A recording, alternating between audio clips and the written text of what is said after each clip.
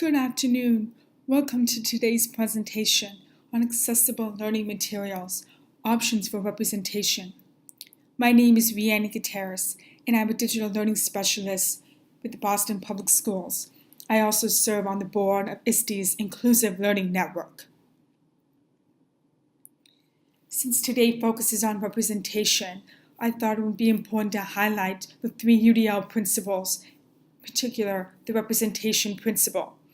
So there are 3 main ideas under representation: options for comprehension, options for language, mathematical expressions and symbols, and options for perception.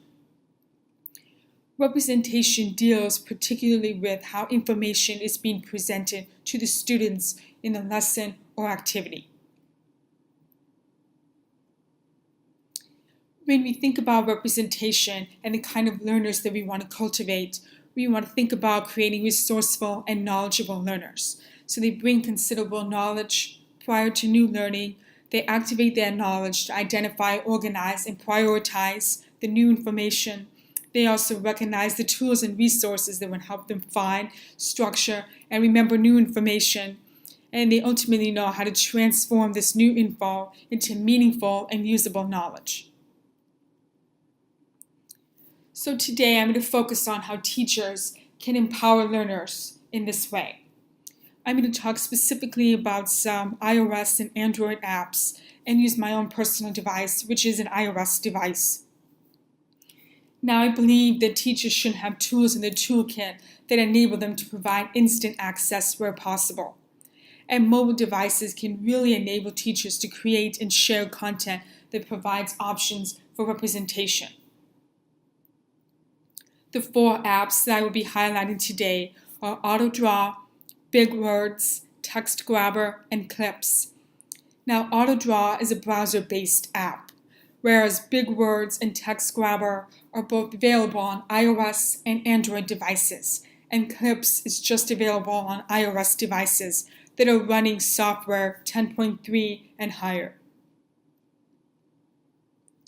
First, AutoDraw, as I mentioned, is a browser-based app, and it's free. It's from Google, and it can work in Safari and Chrome on your mobile devices. It enables you to sketch a quick drawing, and using their artificial intelligence, several options display a finished version of your drawing to give it that extra finesse. And you can store this in your phone's photo gallery, as well as on your desktop computers or Chromebooks. You can see here a quick screenshot of the interface of AutoDraw on the top. And on the bottom, on the left side, you'll see a sketch that I made of a hamburger, and the right is a finished version. So what you'll need to do is go to AutoDraw.com, and you start over by going ahead and clicking on the canvas size you want, and then you sketch whatever it is you're trying to sketch. I'm going to go ahead and sketch a diamond shape and see what it gives me. You see here there's several options on the top, including an actual diamond. I'm going to select that. Now I can actually change things like the color. It gives you a few basic colors in here. I can also change the sides and add text. I can also change the color of the text and its sides.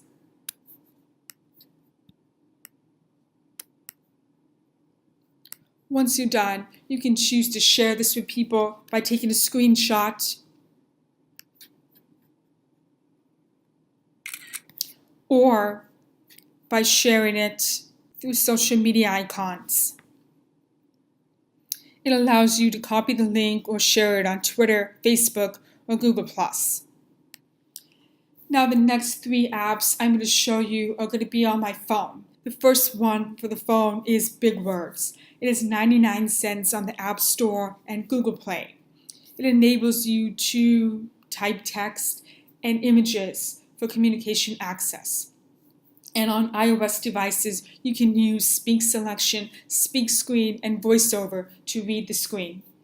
And the messages can be displayed on an Apple Watch and an Apple TV. The first thing we want to do is open the Big Words app. Now I've already downloaded it from the App Store. When you first open the app, you'll see there's a black background with white font. by default, this is what it gives you. I'm going to go ahead and type a message in here.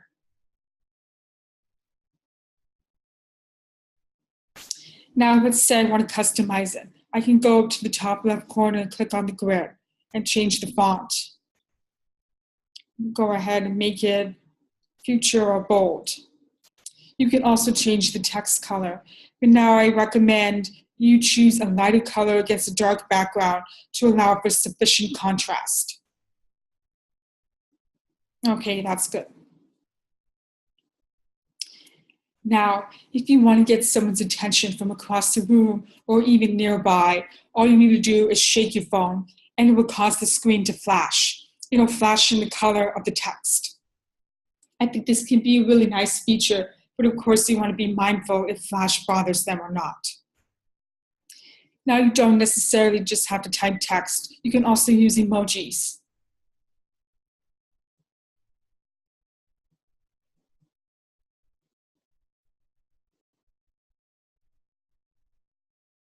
So you can see here that I've inserted an emoji. Now if you want to get someone's attention from across the room, you can certainly angle it so that it is horizontal as opposed to vertical. And you can compose a series of messages and do screenshots of each. And all these screenshots will be saved in your photo gallery.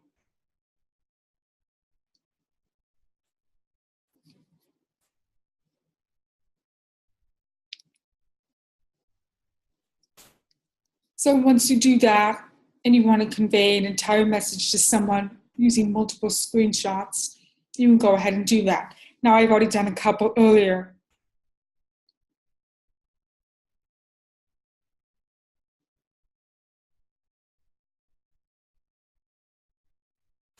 I've seen several people use this tool to enhance communication, particularly those who are deaf or hard of hearing. The next app I'm going to show you is Text Grabber. This is available on both iOS and Android devices. It costs $4.99 for the iOS and $9.99 for Android. My guess is that the price difference has to do with the features that it provides, because Text Grabber is an OCR app. OCR stands for Optical Character Recognition. I have downloaded Text Grabber to my phone. I'm going to go ahead and open it. When I first open it, it gives me an interface that pretty much looks like a camera. So I can go ahead and use it as a photo, which allows me to take pictures of text, or I can use a QR code. I'm going to demonstrate the photo feature by showing you how I work with two books, Rosie Revere, Engineer, and the Lorax. If I go to the lower left corner and look at these lines, you can see that I have a history there. Now, if I click on the second one from the bottom, the Rosie Revere one, you can see that there's several different paragraphs. Now, each of those paragraphs was a separate page of text that I took an image of, and I was able to combine all of them into this one file. I'm going to show you how you can do that with the Lorax. So I've already bookmarked a page that I want to photograph. Now it's really important to keep in mind when you're photographing pages that stylized text does impact the quality of the scan. I'm going to try to bring it in as closely as possible, and you can see that I have in the top right corner a little flashlight that allows me to brighten up the image for clarity. So let's get in there and take a photo. Okay. Now, you're allowed to choose the range in which you want it to convert the text. I'm just going to really tighten it up to make sure that it just gets that. And this is especially important if you have images in the background or around it. So you see here that I have scanned it. It actually did a really good job. I tried doing this earlier and it made some errors. So it really can be a hit or miss. And again, the light quality really matters. How you photograph it really matters. So if you want to keep on photographing each page, you will click on the camera icon in the top left corner and find each of the pages that you want. If I go to the lower left corner and look at the three lines, you'll see here my history. Now I have a few things here that relate to the Lorax. If I hit the edit button in the top right corner, and select all the text that I want to consolidate, it will combine it like the Rosie Rivera file. I'm going to go ahead and select 4 files. And then when I'm done, I look in the lower right corner and click Combine. And then the new one should be at the top. Now you can see here that I have scanned about 4 pages because there's 4 separate paragraphs, because they were 4 separate files. So this is really efficient if you need to get something done quickly for your students to provide access to them. In order to share it and edit it, you want to go to the top right corner to the share icon. I would suggest copying it. And if you have Google Docs on your phone, it makes it a lot easier for you to go in and edit it because it's already there. I'm going to go ahead and open up a doc. Now you see Rosie Rivera text is in this Google Doc. I can definitely add the Lorax below there. There we go. Now you see the Lorax is on the bottom. And you can certainly customize this on your phone, or you can customize it when you get to your computer. This has been a really effective tool for me, especially if I'm dealing with books and have a lot of illustration, or I'm trying to make signage accessible when we are in remote locations.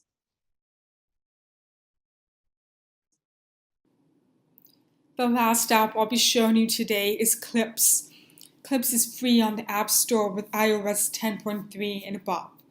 It allows you to create short videos, add text and visual effects, and add captions as you speak. Now, these captions use voice recognition technology, so they're not 100% accurate, which is really important to keep in mind.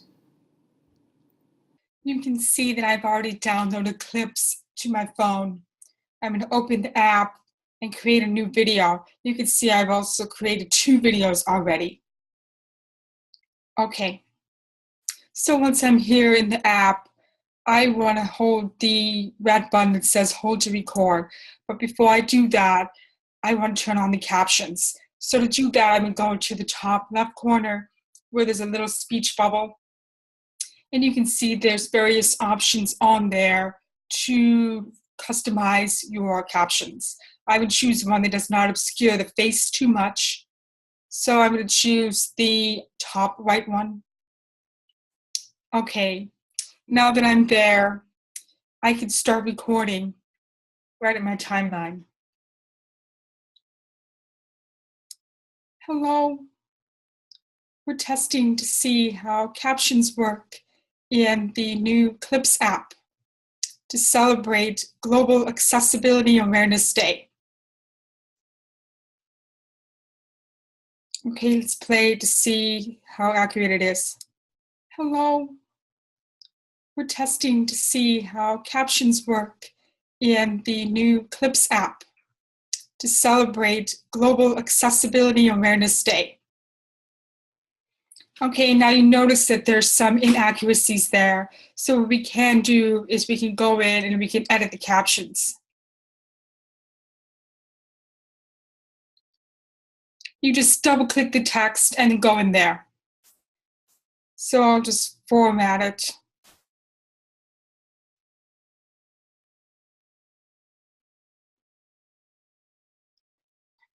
I know that I personally have a very unique name, and the auto captions always mess it up.